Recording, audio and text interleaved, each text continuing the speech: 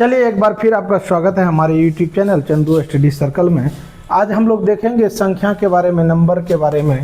Numbers क्या कहता है, संख्याएं क्या कहता है। पहला है प्राकृत संख्या। क्या है प्राकृत संख्या? प्राकृत संख्या किसे कहते हैं? कहता है गिनती की संख्या को प्राकृत संख्या कहते हैं। गिनती हमेशा हम 1 2 3 4 से शुरू करते हैं, तो इस तरह से 1 2 3 4 5 6 7 8 ये हमारा गिनती चलते रहता है, अनंत तक जाती रहती है। तो इसीलिए हम क्या कहेंगे, प्राकृतिक संख्या किसे कहते हैं? गिनती की संख्या को प्राकृतिक संख्या कहते हैं। इसे प्राकृत संख्या भी कहा जाता है, इसे प्राकृत संख्या भी कहा जाता है। अब आता पूर्ण संख्या। पूर्ण संख्या है जब गिनती हम 0 से शुरू करते हैं, 0 1 2 3 4, जब गिनती 0 से शुरू होती है तो उसे हम पूर्ण संख्याएं कहते हैं। उसके बाद आता है सम संख्या। सम संख्या जिस संख्या के इकाई स्थान पर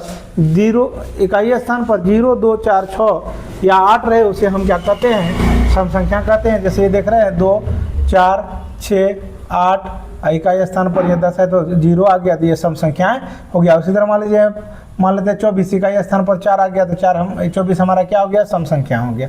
अब आता है विषम संख्याएं, है ना। 1 3 5 7 9 ये है विषम संख्याएं हैं। अर्थात कहने का परिभाषा है क्या है विषम संख्या का? जिस संख्या के इकाई स्थान पर 1 3 5 7 या 9 रहे उसे हम विषम संख्याएं कहते हैं। चाहे संख्याएं कितनों बड़ी हो, सिर्फ इकाई स्थान को हमें देखना। अब पूर्णांक संख्या। पूर्णांक संख्या क्या है? -3 -2 -1 0 1 2 3। अर्थात हम कह सकते हैं धनात्मक तथा ऋणात्मक संख्या के समूह को पूर्णांक संख्या कहते हैं। धनात्मक तथा ऋणात्मक संख्या के समूह को पूर्णांक संख्या कहते हैं। आते हैं भाज्य संख्याएं। क्या आते हैं? भाज्य संख्याएं। भाज्य संख्याएं 4 6 8 9 12 ये सारे भाज्य संख्या है। भाज्य संख्या किसे कहते हैं? जिस संख्या के 2 से अधिक गुणनखंड हो। जिस संख्या के 2 से अधिक गुणनखंड हो, चलिए समझते हैं 4 का गुणनखंड 1 है, 2 है, 4 है। इस तरह से 2 से अधिक 3 गुणनखंड दिख रहा है। उसी तरह 6 के गुणनखंड की बात करें, 1 है, 2 है, 3 है और 6 है। यहाँ भी देख रहे हैं 2 से अधिक गुणनखंड दिख रहा है। इसी तरह 9 के गुणनखंड की बात करें, 1 है, 3 है और 9 है।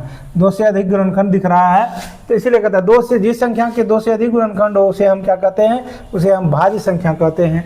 अब आते हैं आभाज्य संख्या। आभाज्य संख्या। आभाज्य संख्या जिस संख्या के केवल 2 गुणनखंड हो। यहाँ देख रहे हैं 2 3 5 7 11 है, तो इसको भी देखते हैं। 2 का 2 गुणनखंड होते हैं, 1 होता है और 2 होता है। 3 का भी 1 होता है और 3 होता है, ये गुणनखंड होते हैं। इसी तरह 5 का भी गुणनखंड 1 और 5 ही होता है। 7 का गुणनखंड 1 और 7 ही होता है। इस तरह से देख रहे हैं इसके केवल 2 गुणनखंड निकल रहा है, इसलिए कि जिसके केवल 2 गुणनखंड हो उसे अभाज्य संख्या कहते हैं। स्वअभाज्य संख्या है। क्या कहते हैं? स्वअभाज्य संख्या। स्वअभाज्य संख्या किसे कहते हैं? वैसे अभाज्य संख्याओं जिनका अंतर, वैसे 2 अभाज्य संख्याओं जिनका अंतर 2 हो, ऐसे 2 अभाज्य संख्या जिनका अंतर 2 हो उसे स्वअभाज्य संख्या कहते हैं। यहाँ देख रहे हैं 3 और 5 इसका अंतर 2 है, 5 और 7 इसका अंतर भी 2 है, 17 और 19 इसके अंतर भी 2 है। तो ये सारे क्या हो गए? स्वअभाज्य संख्या हो गया। अब आता है परिमेय संख्या। परिमेय संख्या किसे कहते हैं? वैसी संख्या जिसे P/Q के रूप में व्यक्त किया जाता है। P/Q के रूप में व्यक्त किया जाता है Q नॉट इक्वल 0, Q 0 के बराबर नहीं होना चाहिए, उसे हम परिमेय संख्या कहते हैं। ये रूट 14 4 देख रहे हैं। रूट वाली संख्या क्या होता है? अपरिमेय होता है। लेकिन वैसे रूट संख्या है जिनका पूर्ण वर्गमूल निकलता है, जैसे 4 का पूर्ण वर्गमूल 2 निकल रहा है, तो इसीलिए यह परिमेय संख्या है। अब परिमेय संख्या क्या है? P/Q के रूप में ऊपर वाला P हो गया, नीचे वाला Q हो गया। ये P हो गया, ऊपर ये Q हो गया, ये P हो गया और ये नीचे Q हो गया। तो इसलिए कहता है P/Q के रूप में जिसे व्यक्त किया जा सके उसे हम परिमेय संख्या कहते हैं। अब आते हैं अपरिमेय संख्या। अपरिमेय संख्या वैसी परिमेय संख्या जिसे P/Q के रूप में व्यक्त नहीं किया जा सकता उसे अपरिमेय संख्या कहते हैं। √2, √3, √5 यानी ऐसे वर्गमूल जिनका पूर्ण वर्गमूल नहीं निकलता है उसे हम अपरिमेय संख्या कहते हैं। पाई भी एक अपरिमेय संख्या है। कहता है सबसे छोटी अभाज्य संख्या क्या है? तो 2 सबसे छोटी अभाज्य संख्या है। सबसे छोटी समअभाज्य संख्या क्या है? तो 2 ही एक ऐसा इकलौता समअभाज्य संख्या है। इसके अलावा सभी अभाज्य संख्याएं विषम संख्या हैं। सबसे छोटी भाज्य संख्या क्या है? तो 4 है। सबसे छोटी भाज्य संख्या क्या है? 4 है। और सबसे छोटी पूर्ण संख्या क्या है? तो 0 है। सबसे छोटी पूर्ण संख्या 0 है।